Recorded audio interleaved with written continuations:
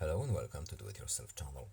Today I will show you where to find the option and how to make Speak Keyboard input aloud option to read our deleted characters in Samsung Galaxy S24 Plus phone.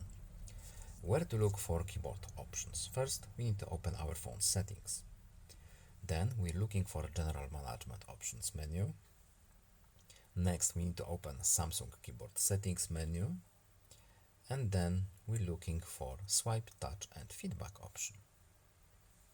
And here we have Speak Keyboard Input Aloud menu with the switch on the right to enable or disable this function. And when we scroll all the way down, we have Read Deleted Characters Aloud. So this option is enabled by default, but if it's not, the switch is right here. And that's basically it. I hope this video was helpful to you. Please leave a like and subscribe.